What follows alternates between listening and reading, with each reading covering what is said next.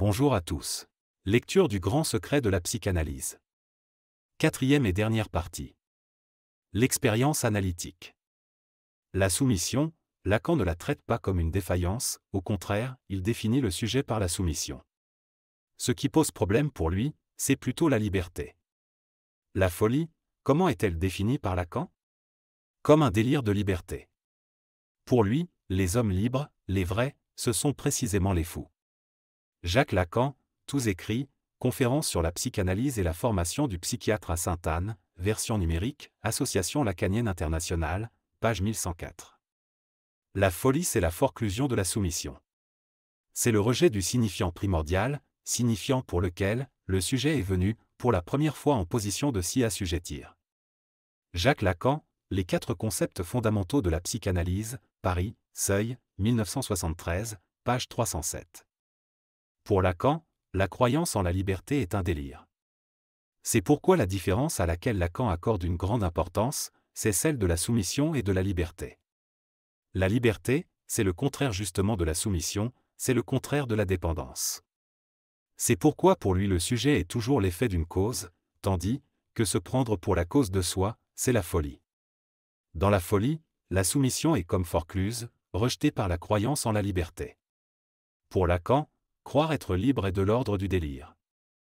Ce n'est donc pas en termes de déficit, de fragilité, de trouble ou d'altération des fonctions psychiques qu'il faut concevoir la folie, mais en termes de croyance. C'est la croyance en la liberté qui est considérée par Lacan comme la causalité essentielle de la folie.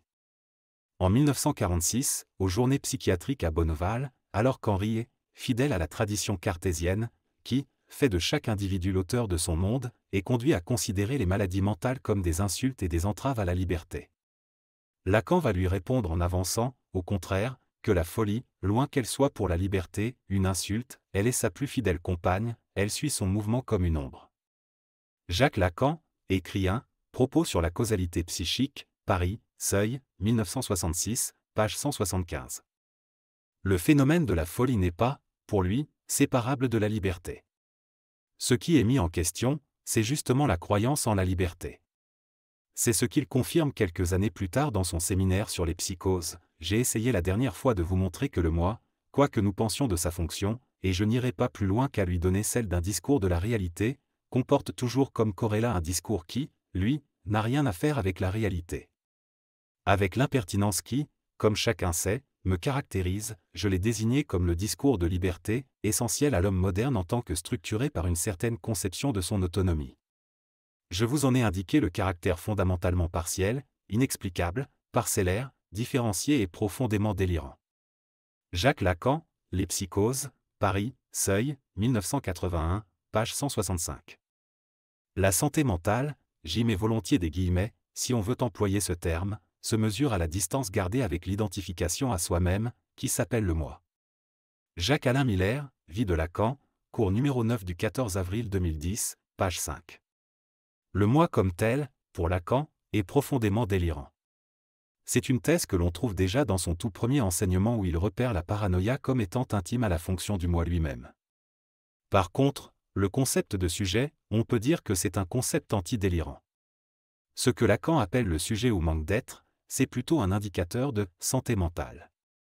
C'est que le phénomène de la folie, pour Lacan, n'est pas séparable du problème de l'être en général. Jacques Lacan écrit un propos sur la causalité psychique, Paris, Seuil, 1966, page 165.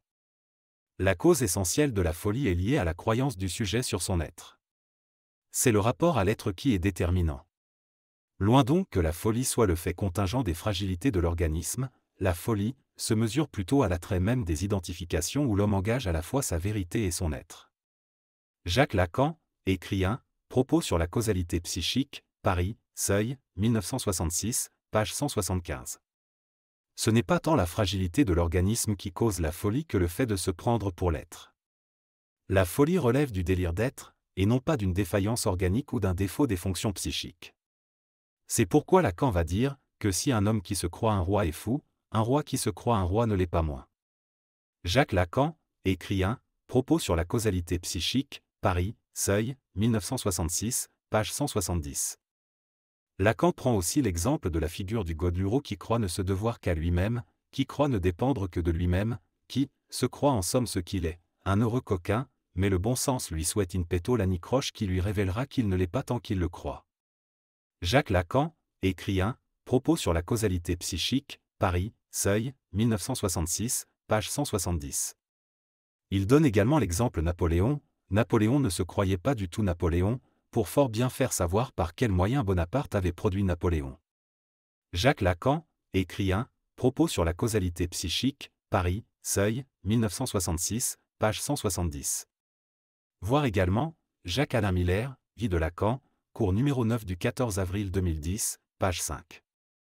Napoléon ne se prenait pas pour Napoléon, car il savait par quels moyens Bonaparte avait promu Napoléon, qu'il savait que c'était une construction, un artifice, que Napoléon était une fiction de Bonaparte. Et s'il s'est cru Napoléon une fois, c'est au moment où il est devenu fou, c'est-à-dire au moment où il a cru que tout était possible, comme dirait l'autre. Où il a cru, en effet, que rien ne lui résistait. Jacques-Alain Miller, Vie de Lacan, cours numéro 9 du 14 avril 2010, page 5. C'est au cœur de la dialectique de l'être que Lacan situe la méconnaissance essentielle de la folie. Jacques Lacan écrit un propos sur la causalité psychique, Paris, Seuil, 1966, page 171. Quand on croit être ce que l'on est, là il y a méconnaissance, jusqu'à ce que survienne un symptôme qui nous révèle qu'on n'est pas aussi libre qu'on le croit. Lacan emprunte à l'ontologie avicénienne cette idée de dépendance à l'être, c'est de cette façon qu'il va rendre compte de la folie. Le fou est celui qui se prend pour l'être, qui rejette son manque d'être et sa dépendance à l'être, c'est ce qui explique aussi que dans la perspective lacanienne, l'homme fou c'est l'homme libre. Celui qui a emprunté également cette voie de l'ontologie avicénienne, c'est le nommé Heidegger.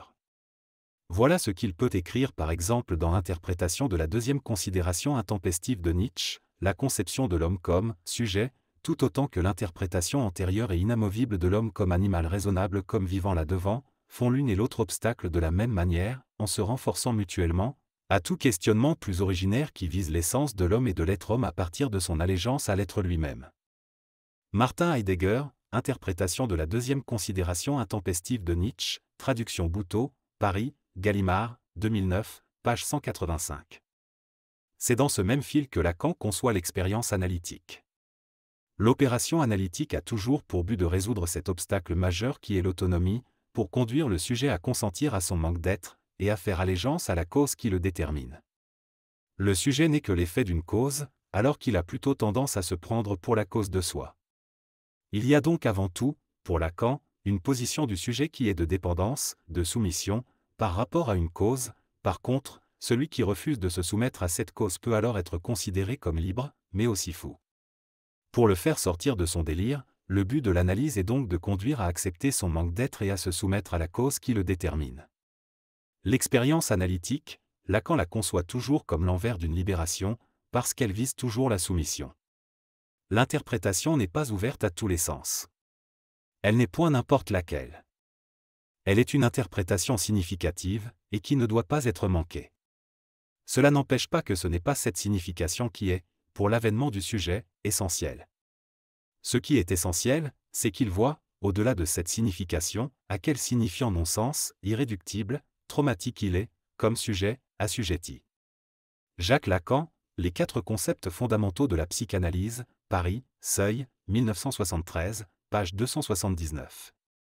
L'essentiel de l'expérience analytique est un travail qui est fait sur l'autonomie, pour obtenir sa déconstruction. Le but est de ramener le sujet à son esse barré. Le sujet barré, c'est justement celui qui reconnaît sa dépendance. L'objectif de l'expérience analytique est de revenir à la position du sujet antérieure au rejet de la cause, au rejet de l'inconscient. Elle vise une position du sujet, antérieure à la forclusion de la soumission à la cause, de la soumission au signifiant primordial. Quelle que soit la façon d'aborder cet enseignement, on se rend compte qu'il va toujours contre l'autonomie, contre la liberté, contre l'identité. L'expérience analytique est, avant tout, faite pour contrer cette fausse croyance qui consiste à se prendre pour la cause de soi. C'est en cela que la psychanalyse vise le sujet comme non-dupe. Le sujet non-dupe est celui qui reconnaît son esse barré, qui assume son manque d'être, sa dépendance, sa soumission. C'est un cheminement qui est l'envers de la psychothérapie. Quel est le but de toute thérapie? C'est l'affirmation de soi, le but est de vous faire maître de vous-même, alors que l'opération analytique a essentiellement pour fonction de vous reconduire à votre statut d'esclave. Ce dont il s'agit dans l'expérience analytique, c'est toujours d'un ordonnancement subjectif par rapport à la cause, qui est toujours corrélatif d'une soumission. La fin de l'analyse apparaît toujours comme un retour à l'état originel du sujet qui est la soumission, ce qu'on appelle dans l'islam, la fitra, ce qui renvoie aussi à la condition humaine. Parce qu'à l'origine du sujet il y a la soumission, alors à la fin de l'analyse on retrouve aussi la soumission. Le sujet qui vient en analyse est le plus souvent un sujet qui croit en sa liberté, qui croit à son propre être. Il aspire à une analyse justement parce qu'il se sent soumis, étranger à lui-même, parce qu'il ne supporte pas l'inconscient, le monde du rêve, le monde de l'invisible, parce qu'il ressent qu'il n'est pas maître de lui-même. En effet, la plainte qui conduit à l'entrée en analyse n'a pas d'autre but que de vouloir être maître de soi-même. Derrière la plainte, il y a toujours cet idéal de maîtrise, et c'est aussi à cause de cet idéal que se constitue le symptôme. Le rejet de la soumission revient dans le symptôme. La soumission est toujours présente dans les symptômes, mais parce qu'elle a été niée. C'est le retour du refoulé. La soumission, on ne peut jamais l'exclure, la rejeter. Quand la soumission prend de plus en plus de place, quand un sujet se sent de plus en plus dépossédé de lui-même, au point de perdre toute possibilité, c'est parce que la soumission a été rejetée. On peut s'en sortir avec la soumission qu'en lui donnant raison. Lacan rejoint là aussi, d'une certaine façon Goethe, quand il dit que « personne n'est plus réellement esclave que celui qui se croit libre ». Plus l'homme se croit libre, plus il se sent enchaîné, mais dès qu'il a le courage de se reconnaître soumis, il se libère. Goethe, Les affinités électives, Paris, Gallimard, 1980, page 218. La seule réponse possible à la soumission est de l'accepter. La soumission à l'un est la seule condition de notre affranchissement, de notre libération.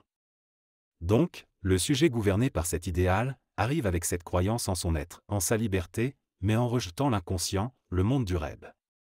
À travers l'expérience analytique, il doit parvenir à déconstruire cet idéal, ce fantasme, et se reconnaître en tant que sujet de l'inconscient.